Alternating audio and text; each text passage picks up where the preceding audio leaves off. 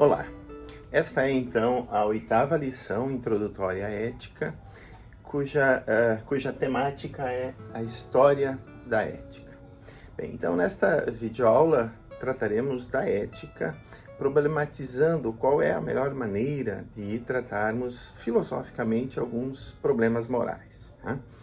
Bom, é bastante comum e interessante, e usaremos essa distinção nas próximas videoaulas, distinguir entre éticas antigas e éticas modernas.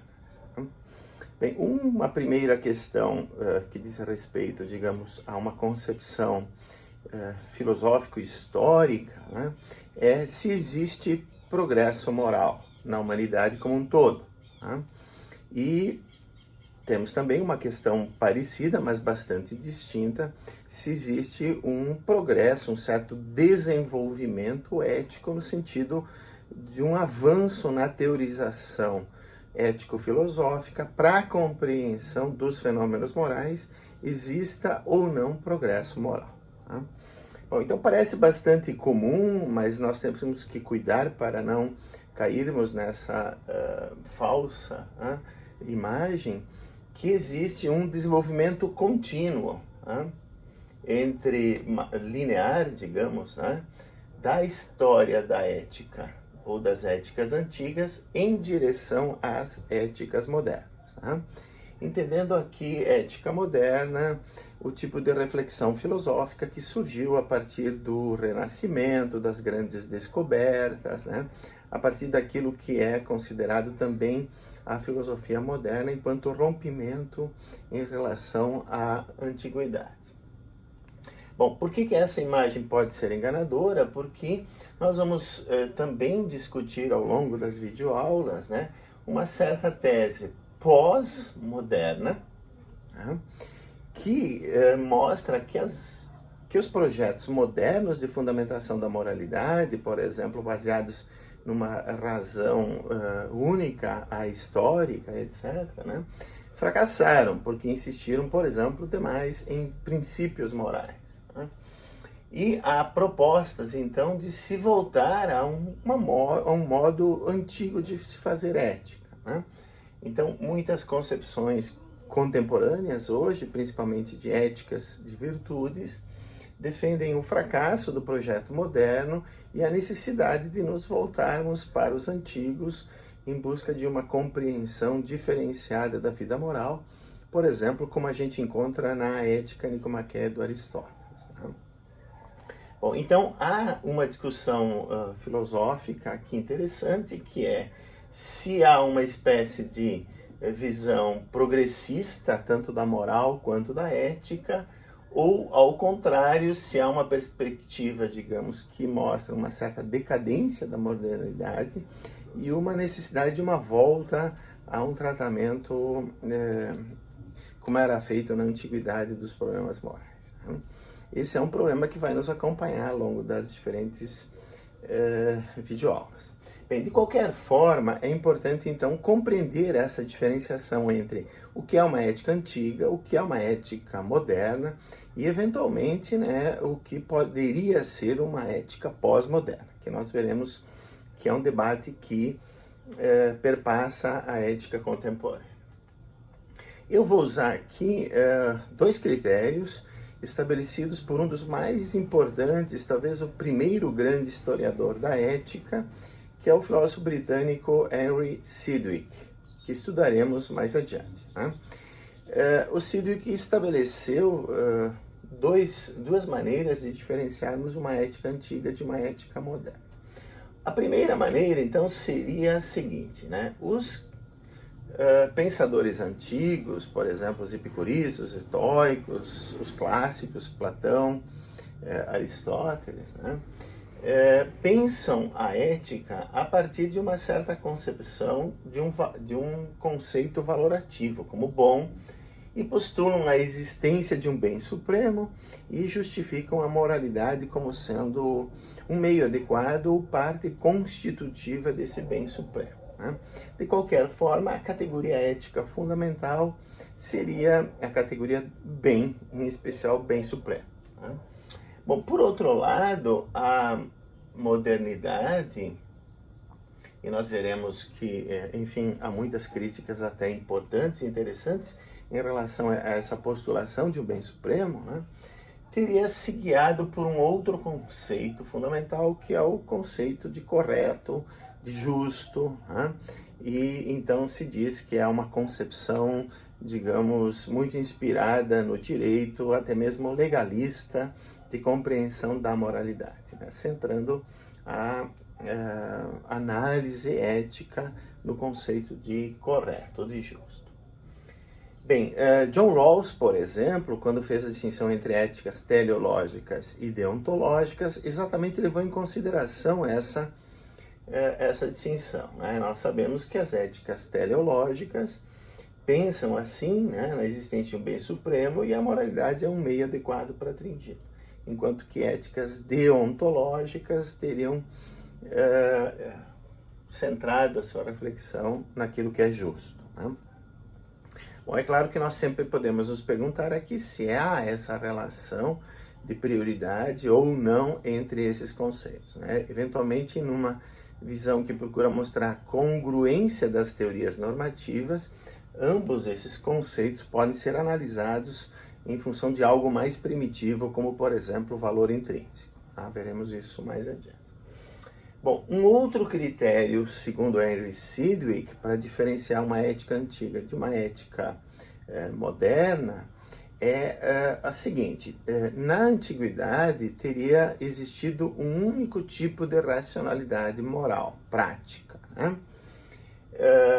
Ela seria, digamos, única, cuja ideia principal é que, digamos, haveria uma certa primazia do bem público, do bem comum, em relação ao bem individual. E não se cogitaria pensar que seria racional ao indivíduo buscar o seu próprio bem, até mesmo em conflito ou contrariamente a um bem comunitário, né? Todavia, na modernidade, segundo Sidgwick, teria sido inventado, digamos, o indivíduo, né? Quer dizer, começaria a existir uma racionalidade especial que mostraria a legitimidade de uma pessoa buscar o seu próprio bem, o seu interesse próprio, né? E que isso, então, poderia justificar uma teoria ética particular, que é o egoísmo ético, né? Então, essa noção de que, eventualmente, um indivíduo pode negociar os seus direitos próprios e barganhar em troca com o Estado, com a comunidade, algo, né? Por exemplo, abdicar da sua liberdade e pretender que o Estado garanta segurança, né? A gente encontra, de fato, em alguns pensadores modernos, Thomas Hobbes, por exemplo, que é mais um filósofo político, mas tem vários pressupostos éticos interessantes, né, que estudaremos. Seria um dos primeiros grandes eticistas modernos, né? Bom, claro, não necessariamente esse tipo de racionalidade justifica o egoísmo ético, né? Então, trataremos oportunamente desse problema. Bom, desculpem, o John Rawls, ele também trabalha nesse sentido, então usando os conceitos do Sidgwick, e nós voltaremos então a tratar mais adiante dessa temática, né? Bom, uma outra diferenciação entre uma ética antiga e uma ética moderna, ela não é tanto uma perspectiva, digamos, de análise cronológica, né? Mas é muito mais uma distinção conceitual, né? Que filosoficamente é até mais interessante. Então, por exemplo, Ernest Tugendhat, né, tem trabalhado nessa direção no livro Lições de Ética, em outras obras, onde ele diferencia uma ética antiga como sendo aquele tipo de ética que faz um apelo a uma verdade superior, como, por exemplo, uma certa tradição, né, um ethos prévio válido, ou postula a existência de Deus ou uma outra concepção metafísica qualquer, para justificar porque temos que agir moralmente, porque temos que ser virtuosos e assim por diante, né? Enquanto que uma moral moderna, né, ela não teria esse pressuposto, né? Então, baseado nessa noção de que haveria uma certa racionalidade individual, né, se fala que uma ética moderna teria como conceito fundamental o conceito de autonomia pessoal, né? Quer dizer, para uma perspectiva moderna, só teriam legitimidade aqueles sistemas éticos aos quais uma pessoa, né, singular, um indivíduo, pudesse aderir, assentir, etc., né, livremente. Bom, se isso significa individualismo do ponto de vista filosófico-político ou não, é outra coisa, porque é bem possível nós falarmos de que certas questões morais dependem da consciência pessoal, né, sem com isso nos comprometermos com uma visão, digamos, libertarianista na filosofia política. De qualquer maneira, então, é importante salientar que essa concepção, ela vê também como algo que é um progresso, né? Nós deixarmos de lado uma moral tradicionalista, né? Típico de uma ética antiga, e aderirmos a um projeto de uma ética baseada na autonomia pessoal, como, por exemplo, os contratualistas éticos sustentam, né? Inclusive, num certo momento da vida, o próprio Tugendhat. Bom, então essa diferenciação ela é mais interessante, nós utilizaremos, né, para compreender um pouco as próximas videoaulas, né, as contribuições dos grandes filósofos à ética.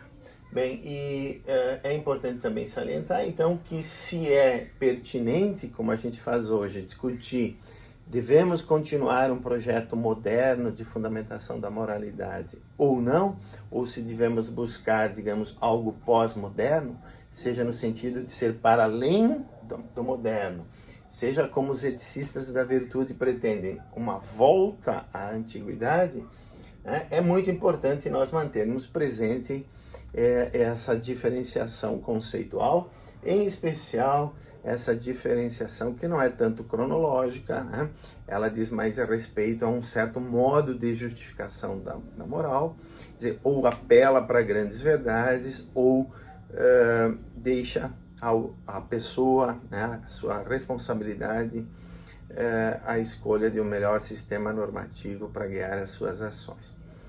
Bem, então, a partir de agora, a gente tem que ter essas, digamos, concepções em relação a éticas antigas, né, que se baseiam num bem, numa concepção de bem, num certo compreensão de racionalidade única e num apelo a uma verdade superior, presentes, e contrapor a éticas modernas, que, ao contrário, se fundam no correto, numa concepção particular de racionalidade, né, como se fosse legítimo o indivíduo buscar os seus próprios interesses, o que leva à noção de autonomia, seja no sentido individualizado, seja como em outros filósofos, como em Kant, de autoimposição de leis universais, né?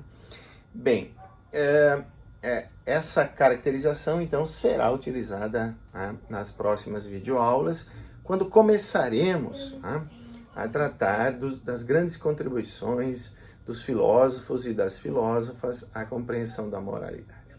Antes disso, eu pretendo introduzir na próxima videoaula a perspectiva de tratamento das questões éticas feitas aqui no nosso país, no Brasil, né? Então, como nós veremos, temos uma forma diferente aí de dividir a história do Brasil e, com isso, a história da filosofia feita no Brasil e, finalmente, então, a própria ética produzida aqui. Até lá!